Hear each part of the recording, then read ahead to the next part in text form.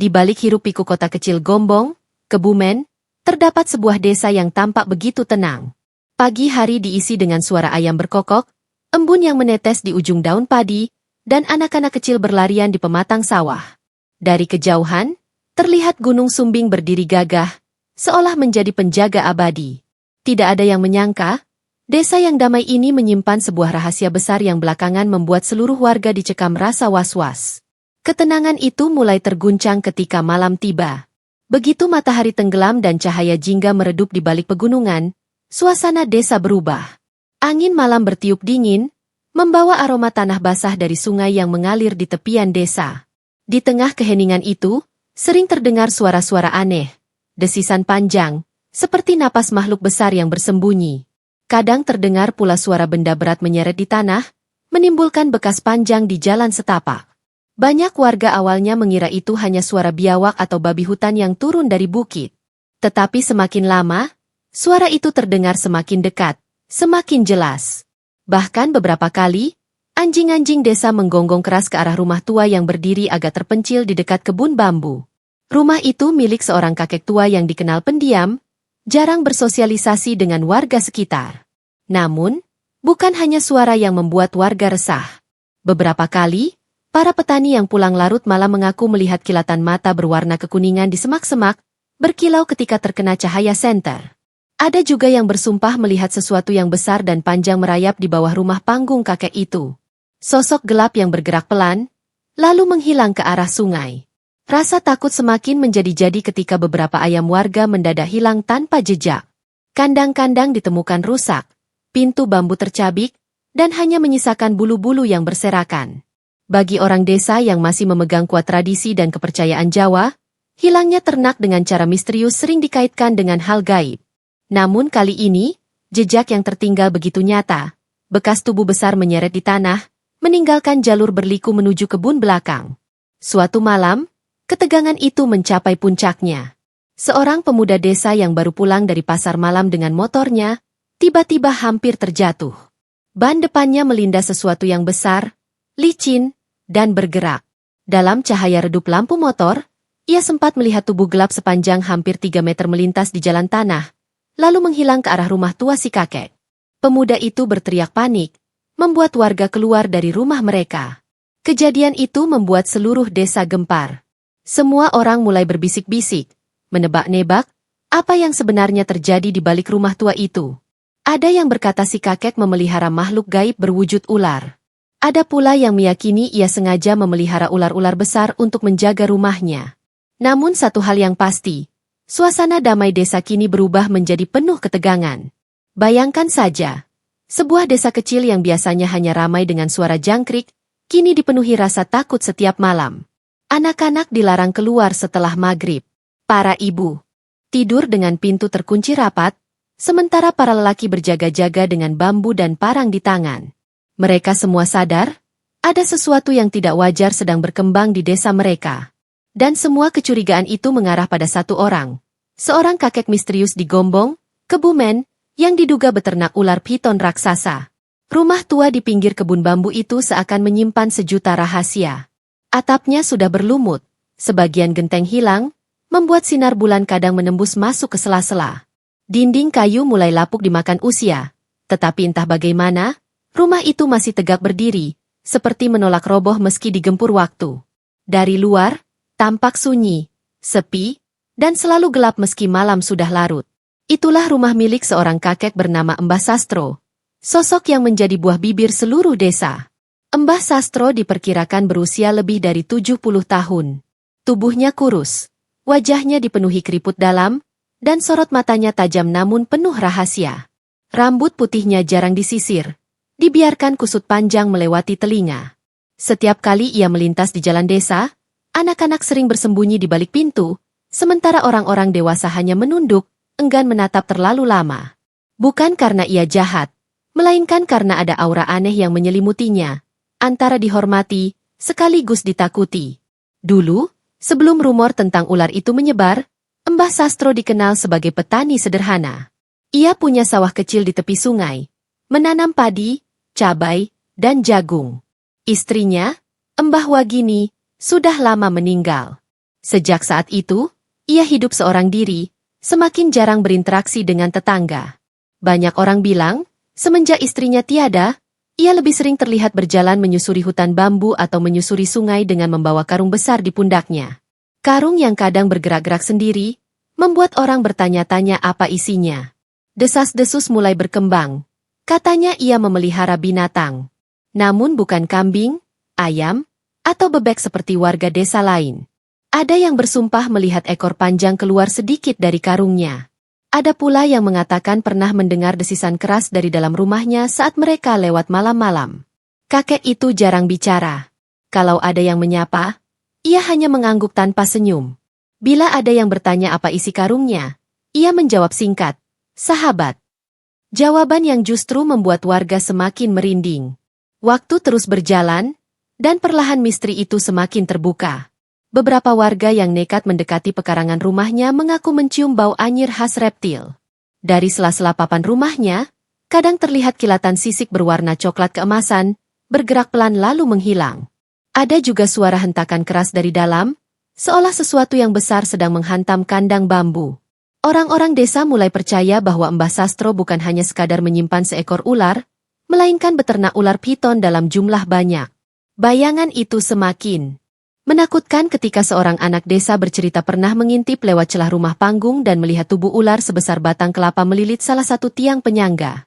Namun, yang membuat warga semakin resah adalah sikap Mbah Sastro sendiri. Ia tampak tidak pernah terganggu dengan desas-desus itu. Justru ia terlihat merawat ular-ularnya dengan penuh kasih, memberi makan hewan-hewan kecil yang entah didapat dari mana. Saat ada ayam atau kambing warga yang hilang, kakek itu hanya diam, tidak menyangkal, tidak juga mengakui. Makin hari, jarak antara Mbah Sastro dan masyarakat semakin lebar. Warga melihatnya bukan lagi sebagai tetangga, melainkan ancaman. Orang tua itu bukan seperti kita. Begitu bisik-bisik yang beredar di warung kopi. Namun di sisi lain, ada juga yang kasihan, sebab hidupnya benar-benar sendiri, hanya ditemani oleh ular-ular besar yang bagi orang lain menakutkan. Tapi baginya mungkin satu-satunya keluarga tersisa. Dan disinilah misteri itu semakin mengerucut. Siapa sebenarnya Mbah Sastro? Mengapa ia memilih memelihara ular-ular berbahaya bukannya bergaul dengan sesama manusia? Apakah ular-ular itu hanya sekadar peliharaan? Atau ada ikatan yang lebih dalam? Sebuah janji, sebuah rahasia kelam, yang membuatnya tak bisa lepas dari makhluk-makhluk melata itu? Seiring berjalannya waktu, suasana di desa kecil Gombong itu semakin tidak tenang. Awalnya, hanya ayam-ayam yang hilang dari kandang. Para ibu mengira mungkin ulah musang atau biawak. Namun ketika kambing-kambing mulai lenyap tanpa bekas, keresahan berubah menjadi ketakutan. Bayangkan, seekor kambing dewasa bisa hilang begitu saja, tanpa suara, tanpa jejak darah, hanya meninggalkan bekas tanah yang tergeser dan bau amis menusuk di udara. Ini bukan ulah musang. Ini pasti sesuatu yang lebih besar, ujar seorang bapak di pos ronda dengan wajah pucat. Semakin banyak kejadian aneh muncul. Saat malam tiba, warga sering mendengar suara gaduh dari arah kebun bambu dekat rumah Mbah Sastro. Bukan hanya desisan, tapi juga suara keras seperti benda berat menyeret di tanah, bercampur dengan gemerisik daun bambu yang bergoyang tanpa angin. Kadang, suara itu berhenti mendadak, meninggalkan keheningan mencekam yang membuat bulu kuduk berdiri. Seorang ibu rumah tangga, Bu Karmi, bercerita bahwa suatu malam ia mendengar suara ayam berkokok ketakutan. Ia berlari keluar dengan membawa lampu minyak, dan yang ia lihat membuat tubuhnya gemetar. Dari kejauhan, ia melihat sesuatu yang panjang berkilau dalam cahaya bulan, bergerak melata menuju pekarangan rumah Mbah Sastro. Tubuhnya besar, hampir setebal batang pohon pisang, katanya dengan suara serak. Tak lama kemudian, anak-anak desa pun mulai ikut bicara.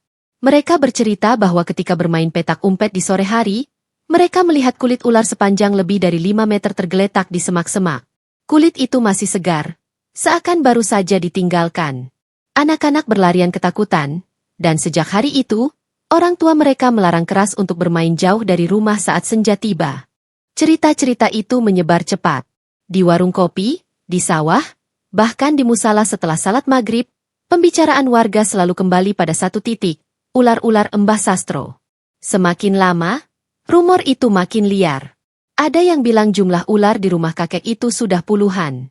Ada pula yang percaya ular-ular itu sengaja dipelihara bukan untuk sekadar hewan, melainkan untuk tujuan tertentu, entah jaga-jaga dari maling, atau bahkan sebagai bagian dari ilmu hitam.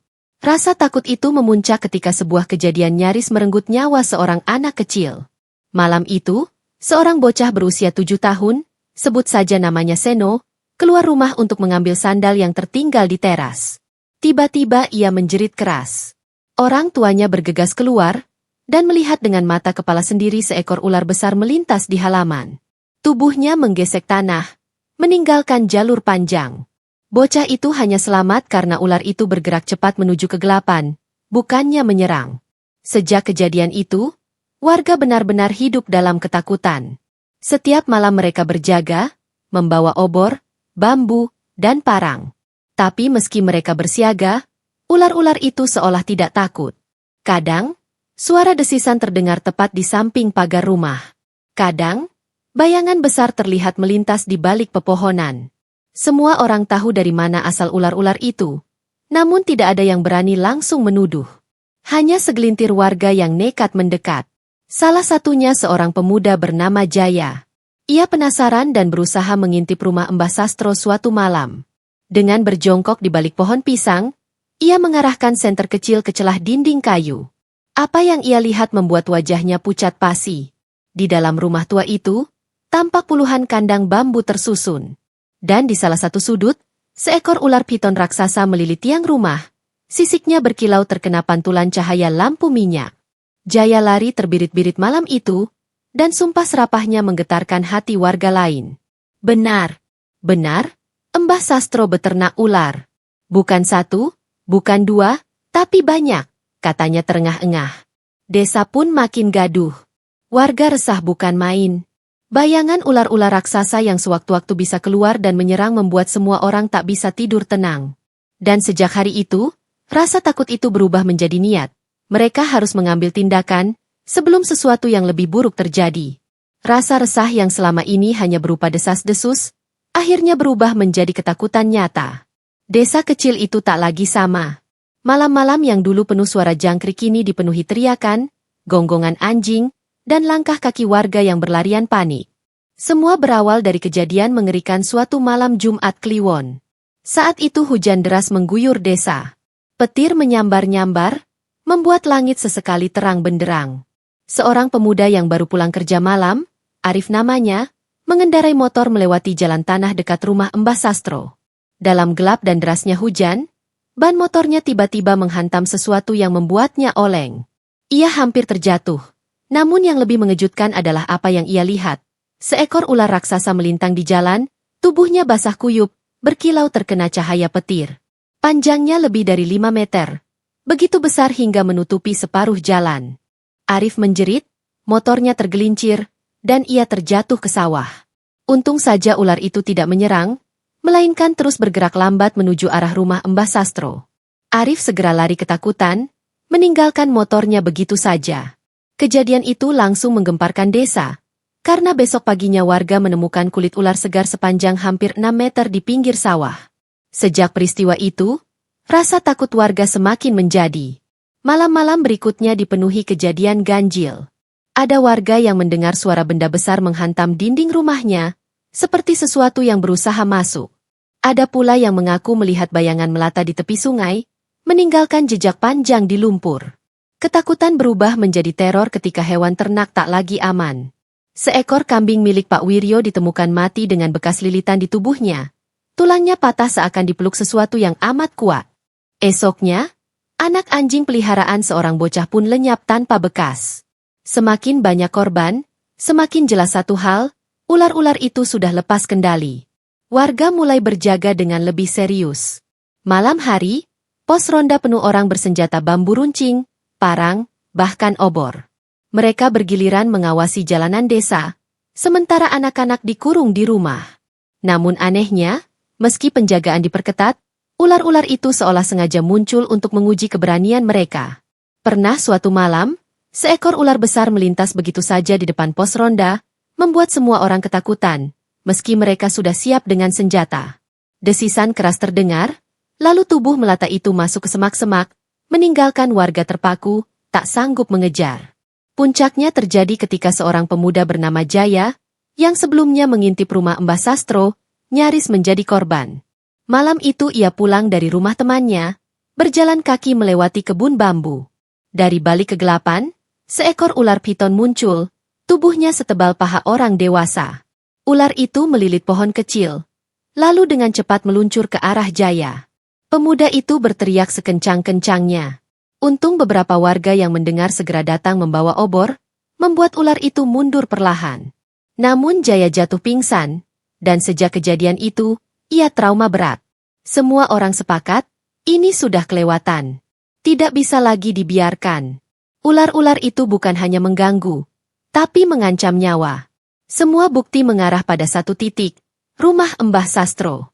Setiap kali ular terlihat, arahnya selalu menuju atau menjauhi tempat itu. Bahkan beberapa warga bersumpah melihat langsung ular masuk ke lubang bawah rumah panggung kakek tua tersebut. Ketegangan di desa pun memuncak. Warga mulai terbuka membicarakan rencana untuk mendatangi Mbah Sastro. Kalau dia tidak mau menyerahkan ular-ularnya, kita usir saja. Seru salah satu lelaki di warung kopi, diikuti anggukan penuh emosi dari warga lain. Di balik rumahnya yang sepi, Mbah Sastro tampak tetap tenang. Sesekali ia terlihat keluar membawa ember besar berisi ayam mati atau bangkai tikus, masuk ke dalam rumah, lalu hilang begitu saja. Tidak ada raut takut di wajahnya. Seolah ia yakin ular-ular itu adalah bagian dari hidupnya, bukan ancaman. Namun bagi warga, kesabaran sudah habis. Desa yang dulu damai kini hidup dalam teror, dan mereka tahu, malam berikutnya akan menjadi titik balik yang menentukan. Berhadapan langsung dengan sang kakek dan rahasia kelamnya. Malam itu udara terasa berbeda. Angin bertiup kencang, membuat daun-daun bambu bergesekan seperti bisikan ribuan suara. Suasana desa penuh ketegangan. Hampir seluruh warga berkumpul di pos ronda, membawa obor, bambu runcing, parang, dan cangkul. Wajah mereka dipenuhi amarah sekaligus rasa takut. Mereka sudah tidak tahan lagi hidup dalam bayang-bayang teror ular. Sudah cukup. Malam ini kita harus bicara dengan Mbah Sastro. Teriak Pak Wiryo, orang paling dituakan di desa itu. Semua warga mengangguk, meski jelas terlihat tangan mereka gemetar memegang senjata seadanya. Rombongan itu pun berjalan beramai-ramai menuju rumah tua di pinggir kebun bambu. Obor-obor menyala, menerangi jalan setapak yang basah karena hujan sore tadi. Semakin dekat ke rumah Mbah Sastro, semakin terasa hawa dingin menusuk tulang. Anjing-anjing menggonggong tanpa henti, seolah memberi tanda bahaya. Sampai di depan rumah, mereka berhenti. Seng! Hanya suara desisan samar dari balik dinding kayu yang membuat bulu kuduk berdiri. Pak Wiryo mengetuk pintu keras-keras. Assalamualaikum. Mbah Sastro, keluarlah. Kami mau bicara. Suaranya lantang, meski ada nada gugup. Pintu berderi terbuka perlahan. Dari dalam, muncul sosok Mbah Sastro. Tubuhnya kurus, wajahnya pucat, sorot matanya tajam menatap kerumunan warga. Ia berdiri di ambang pintu dengan tongkat bambu di tangan. Apa yang kalian inginkan? Tanyanya dengan suara serak, namun jelas. Sejenak warga saling pandang, hingga akhirnya Pak Wiryo maju. Mbah, kami semua sudah tidak tahan. Ular-ularmu membuat kami resah. Ternak kami habis, anak-anak kami ketakutan. Kami mohon, hentikan ini. Serahkan ular-ular itu, atau tinggalkan desa ini. Mbah Sastro terdiam. Matanya berkaca-kaca. Namun senyumnya tipis, getir. Kalian tidak mengerti. Mereka bukan sekadar ular. Mereka sahabatku, keluargaku. Sejak istriku pergi, hanya mereka yang menemaniku. Aku tidak bisa meninggalkan mereka. Warga mulai gaduh. Ada yang berteriak, ada yang mendesak maju. Ketegangan memuncak. Dan seolah menjawab kegaduhan itu, tiba-tiba terdengar suara keras dari dalam rumah. Brak. Suara bambu patah, disusul desisan panjang yang membuat semua orang mundur selangkah. Dari celah dinding, tampak tubuh besar bergerak. Lalu, pintu samping rumah terbuka, dan seekor ular piton raksasa meluncur keluar. Tubuhnya berkilau basah, sisiknya coklat keemasan, matanya menyala dalam cahaya obor. Warga berteriak panik. Beberapa lari, beberapa lain mengangkat parang, siap menyerang. Namun ular itu tidak langsung menyerang. Ia melingkar, menegakkan kepala, seolah melindungi tuannya. Mbah Sastro mengangkat tangannya, berdiri tegak di belakang ular itu. Lihatlah, mereka tidak jahat. Mereka hanya menjaga aku, menjaga rumah ini, teriaknya. Tapi takdir berkata lain. Seekor ular lain, lebih kecil namun gesit, berhasil lolos dari kandang dan bergerak cepat ke arah kerumunan. Seorang pemuda nyaris terlilit, membuat warga berteriak histeris. Dengan sigap beberapa lelaki menebaskan parang, membuat ular itu mundur. Situasi kacau, obor jatuh, api hampir menyambar jerami kering. Warga kini benar-benar yakin, ular-ular ini bukan lagi sekadar peliharaan. Mereka adalah ancaman nyata. Mbah, kalau kau tidak menyerahkan mereka, kami akan membakar rumah ini sekarang juga. Teriak salah satu pemuda dengan wajah merah padam. Mbah Sastro terduduk lemas. Matanya basah, menatap ular-ularnya yang gelisah. Dengan suara lirih ia berkata, kalian tidak tahu, aku berhutang nyawa pada mereka. Dulu, saat aku masih muda, seekor piton menyelamatkanku dari serangan babi hutan. Sejak itu, aku berjanji akan merawat mereka, sampai akhir hayatku. Hening sejenak menyelimuti suasana. Warga terdiam, terombang-ambing antara rasa marah dan iba. Namun tangisan seorang ibu yang kehilangan kambingnya, jeritan anak-anak yang ketakutan, dan ingatan akan nyawa Jaya yang hampir melayang, membuat keputusan mereka bulat. Maaf, Mbah. Janji itu milikmu. Tapi keselamatan kami semua lebih penting, kata Pak Wiryo tegas. Malam itu, warga memaksa Mbah Sastro menyerahkan ular-ularnya. Ada yang mengikat, ada yang menyeret dengan bambu, ada pula yang memanggil petugas desa. Jeritan ular bercampur tangis Mbah Sastro memenuhi udara malam. Rumah tua itu kini dipenuhi cahaya obor, teriakan, dan bau tanah basah. Dan di sanalah, di tengah kekacauan itu, sebuah rahasia lama terkuak, meninggalkan luka mendalam. Seorang kakek tua yang hanya ingin ditemani, berhadapan dengan satu desa yang hanya ingin hidup tenang. Dan begitulah akhir dari kisah penuh misteri di sebuah desa kecil di Gombong, Kebumen. Seorang kakek tua, Mbah Sastro, yang bertahun-tahun hidup sendirian, memilih ular-ular piton sebagai sahabatnya. Sayangnya, persahabatan itu justru menimbulkan teror bagi warga sekitar. Kita bisa belajar bahwa setiap pilihan hidup memang punya konsekuensi, dan kadang, keinginan untuk bertahan dengan cara kita sendiri bisa berbenturan dengan keselamatan banyak orang. Tapi, pertanyaan masih menggantung. Apakah benar ular-ular itu sudah benar-benar dibawa pergi? Ataukah ada yang masih berkeliaran di kebun bambu, menunggu saat untuk muncul kembali? Kalau menurut kalian, bagaimana seharusnya warga memperlakukan Mbah Sastro? Apakah ia layak diusir karena ularnya? Atau justru harus ditolong karena kesendiriannya? Tulis pendapat kalian di kolom komentar.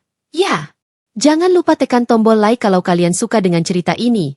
Subscribe agar tidak ketinggalan kisah-kisah dramatis lain, dan aktifkan lonceng notifikasi supaya selalu jadi yang pertama tahu ketika cerita baru tayang di channel ini. Karena masih banyak kisah misterius, penuh ketegangan, dan menguras rasa penasaran yang akan saya bagikan khusus untuk kalian semua. Sampai jumpa di cerita berikutnya.